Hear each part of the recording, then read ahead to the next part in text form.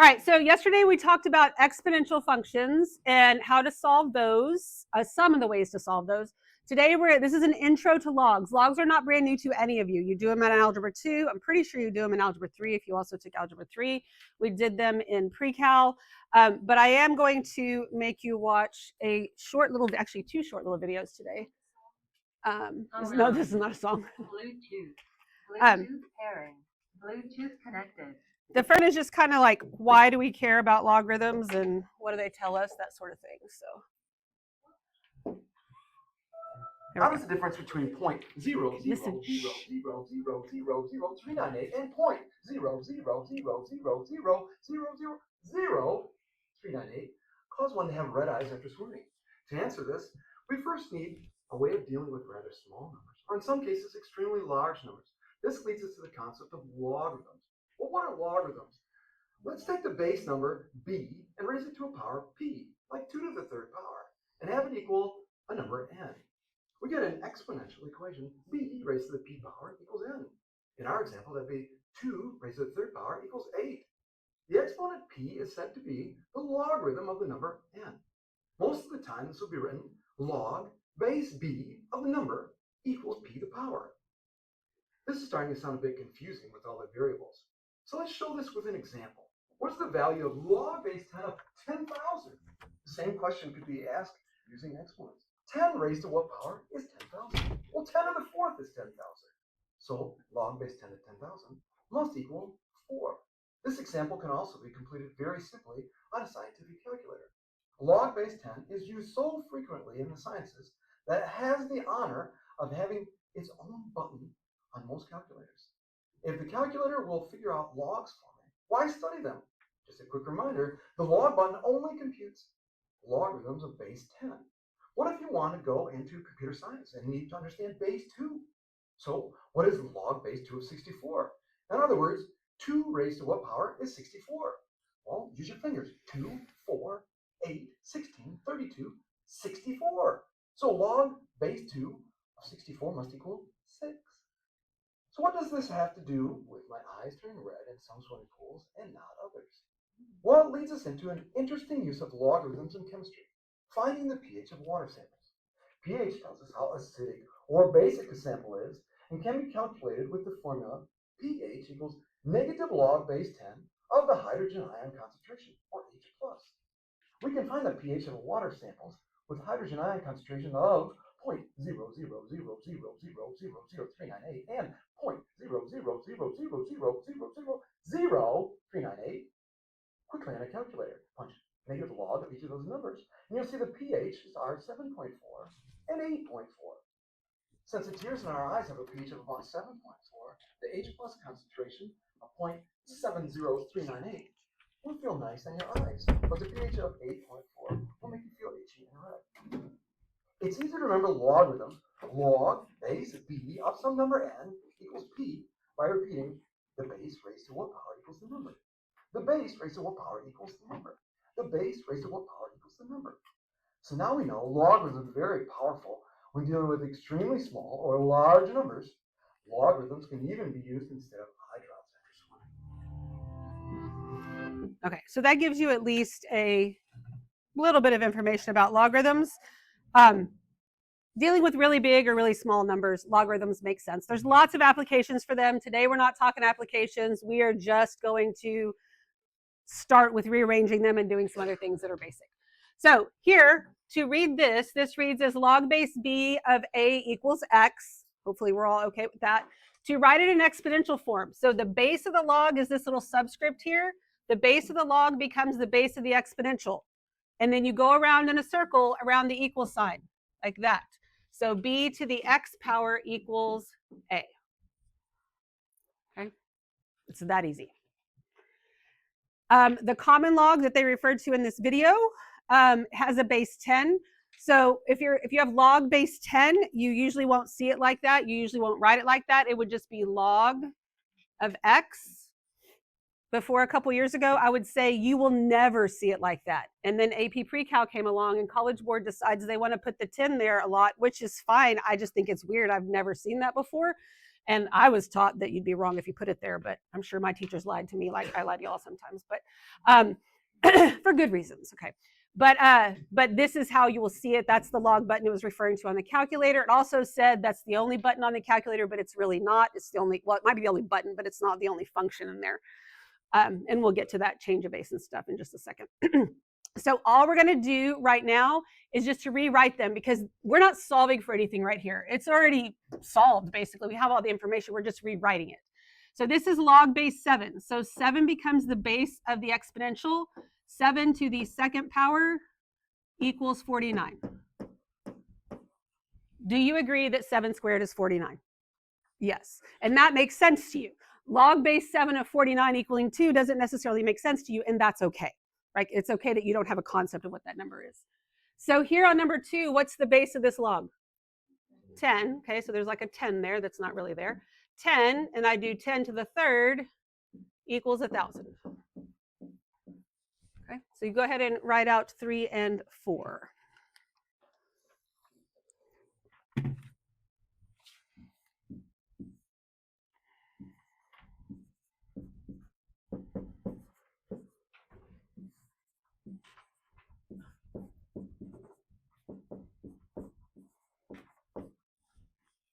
Okay, 9 to the 3 halves equals 27, and 4 to the negative third equals 1 over 64. We okay with those? And how to write it, the little pattern there. Okay, great. So now we're going to go the opposite direction, and we are going to take the exponential and write it as a log. So the base of the exponent becomes the base of the log. So this will be log base 3, because 3 is the base right here. And then again, you go around the equal sign. That becomes the next thing you write, and then the negative 4. So log base 3 of 1 over 81 equals a negative 4.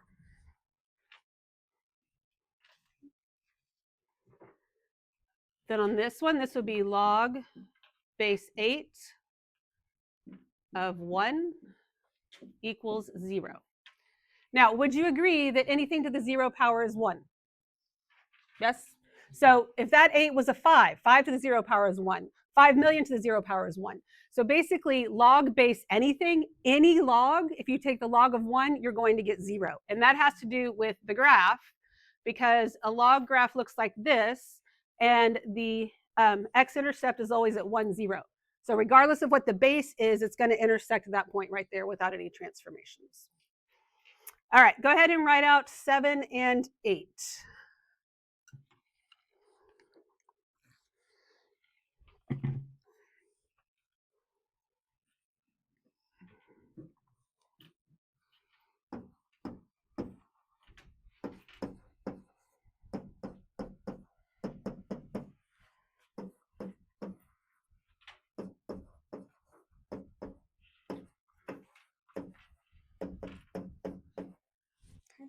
And then double check that you agree with me.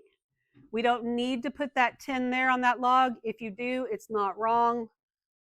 I say that, but I'm not, this assignment isn't in Delta Math, but if it was in Delta Math, or I don't know the name of the program that you use next semester where you have to type stuff in, whether or not that would count it right or wrong, I honestly can't tell you. I would imagine that probably wouldn't count it wrong, but I don't know the answer to that. Any questions about those? We good? We understand how to write these? Okay, so now we're going to evaluate them.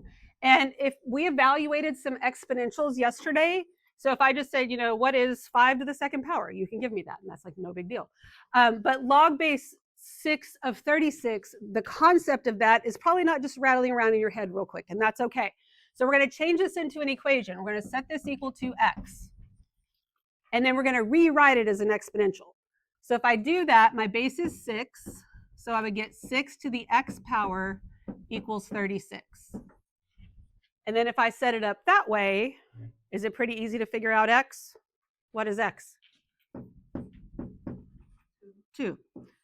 So we're going to look at logarithms through the lens of exponentials most of the time, because the exponential part makes sense to us, right? We just rewrite it. Everybody okay with that? Okay, so if I set this equal to x and then I rewrite it, that would give me 2 to the x power equals 128. So what power of 2 gives me 128? 7. So 2, count on your fingers. 2, 4, 8, 16, 32, 64, 128. X is 7. So then here, again, I'm going to put equal to x. So I get 3 to the x power equals 1 over 27. Now tell me something you know about x before we worry about the actual number. It is negative. Good. And it would be a negative what? 3. Good. Any questions at all? All right, so I'm going to set that equal to x. So again, I'll get 9 to the x power equals 1. So what does x have to be? 0.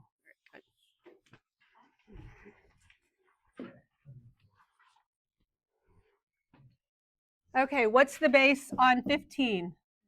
10. So this would be 10 to the x equals 1 over 100.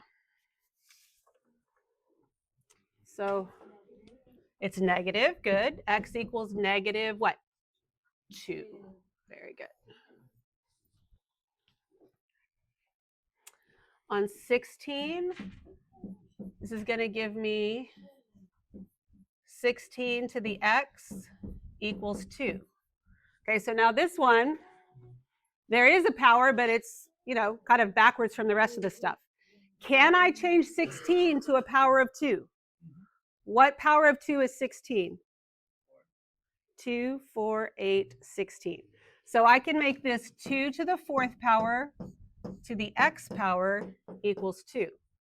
So that means that 2 to the 4x equals 2 to the first, right? So that means that 4x equals 1 and x equals 1/4. So 16 to the 1/4 power, another way to write that is the 4th root of 16. Right, so you can take the square root and take the square root again. This is a little reminder about exponents there. All right, so here, if I make that x, okay, so I'm going to say that 16 to the x power equals 1 over 32. All right, so I know when I'm going to take the reciprocal of that 1 over 32, but I'll worry about that in just a second. Can I make 32 some power of 16? Like, can I do 16 to some power gives me 32 directly? No. I know square root of 16 is 4. Can I do 4 to some power that gives me 32? No. So I've got to go all the way down to what? 2. Okay. So this is going to give me, so 16 is 2 to what power? The 4th to the x power. And then 1 over 32, I'm going to have to make it 2 to the negative what? 5. Okay. So that means that 2 to the 4x equals 2 to the negative 5th. So 4x equals negative 5, and x equals negative 5 over 4.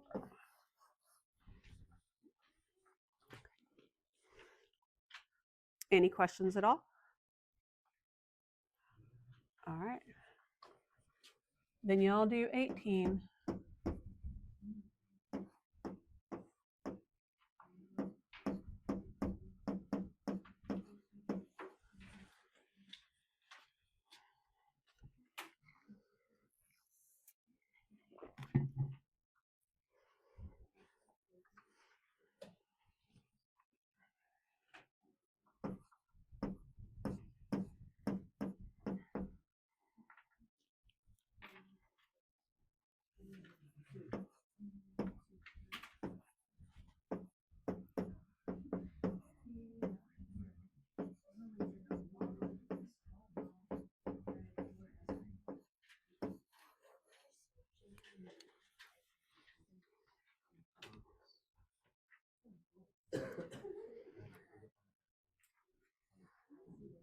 All right, I got 7 over 2. Gael, sit up. Any questions about that? How to get that? All right, so the next thing we're going to look at is the change of base formula. But before we do that, we're going to talk about y. So let's look at 21. We're going to set this equal to x again. So if I do the same thing I did here, did 20 to the x power equals 4. Okay. Is there some power of 4 that would give you 20? No. And I know I can take 4 down to 2 squared, but is there some power of 2 that's going to give me 20? No. Okay, so these worked, and the way we were solving things yesterday works because of the numbers that you were given. You can solve them that way, but you can't solve all of them that way.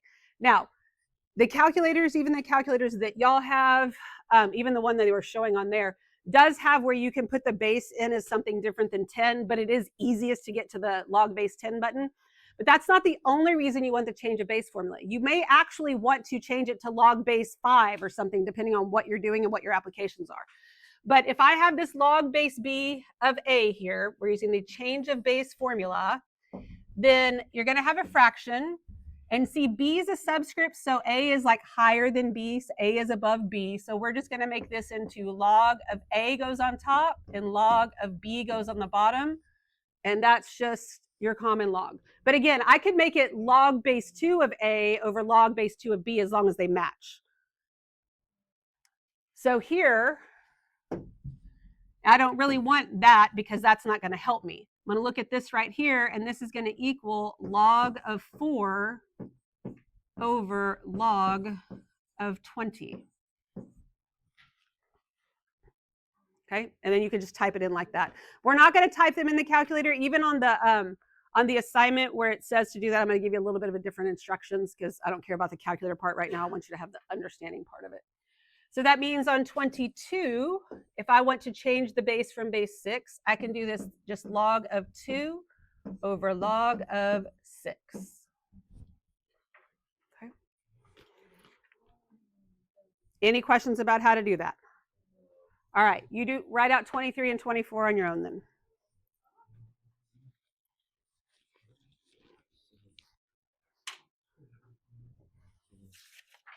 Take notes or you're not going to be in here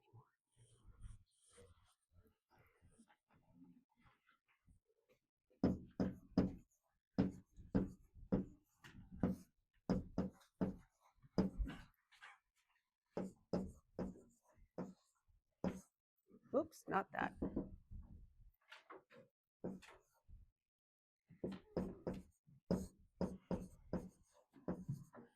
Okay. Any questions about any of that? Okay. So now we're going to talk about the natural log, and I'm going to have you watch one more video. And I know if you were with me last year, you've already seen both of these, but this one's shorter. Let's talk about We've E. made a video about pi, the ratio of a circle's circumference to its diameter. But there's a less famous, but equally fundamental number known to anyone who's taken high school algebra. It's about 2.718281828459045, and so on. And it was first defined by Jacob Bernoulli, but later Leonhard Euler called it E, and the name stuck.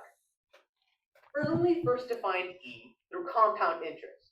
Now, compound interest says that you get a little bit of money in interest every period, and that money you gained helps you gain even more interest next period. In other words, your interest compounds. So if you stick $1 into a bank account with 100% interest rate compounded annually, you'll get $2 at the end of a year. If it's compounded semi-annually, you'll end up with $2.25. Quarterly, and you'll end up with $2.44. Monthly, $2.61. Weekly, $2.69. See where we're going? If you increase the number of compounding periods a year towards infinity, then you'll get closer and closer to E dollars. In statistics, it describes the most important statistical distribution, the normal. In biology, it models populations of species through the logistic function. In physics, E describes the exponential decay of a radioactive material. So while E may not be as famous as pi, it's easily as fundamental and immensely important. Okay, so what I wanted you to get out of that to make sure that you understand, because at this point in your high school careers, you have dealt with E in math, probably also, and in science. But I just want to make sure you understand it's a number like pi. Okay, we can write that over here. It's not pi, and it's I guess the only way it's like pi is that it represents a number, but e is about 2.71828, blah, blah, blah. You don't necessarily have to know what that decimal is. You're never going to type it in like that. But all it is, it just represents a number, okay? And it has a lot of significance and a lot of different formulas and whatnot. And so there are two different types of logarithms. There's the log that we were using, which we can call the common log if it's base 10. But if we have base e, we have this natural logarithm. Base e, see how that you would never write it like that. Log base e of x, never write it like that. You write lowercase ln of x. That is a lowercase l. It is not a capital I. Gael, sit up. All the way up, up, up. I'm gonna make you stand in a minute. It's like log natural. Remember how I told you English is backwards, not math or anything else? So natural log, but it's ln.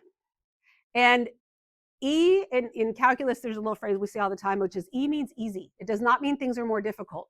It just means that they're different, and it's totally fine. So when you see the natural log of x, you know that the base is E. You don't have to write it in there, but if you need to, write it in there for yourself. So we're going to write it in exponential form, go around like this, and we would have the e to the 4th power equals x. So it's the exact same process, the exact same order. You just have to know that the base is e. So natural log of 10, come around this way. So that would mean that e to the x power equals 10. And we're not worried about solving them right now, just writing it out. Okay. So same is true for going the other way, meaning that we have the exponential and we need to write it as a log. The base of the exponential is e, which means we have the natural log, but we don't write the e. Natural log, and we go around this way, of 50 equals x. And then here, the base of the log is e, so that's the natural log of x equals 0.5. Okay. What questions do you have? Okay, on the assignment, it says, for the last part of it, it says evaluate each logarithm like we were doing on the front, and then it says use the change of base formula when necessary. So if you end up with something that looks like this and you can't do it, then you write this out. You don't have to, and it says probably like to a decimal place or something. I don't want you typing in the calculator, just write it like that. Either you can evaluate it like we had been doing, or you can't and you write out the change of base, and that's it. Okay, we good on that? Any questions? All right.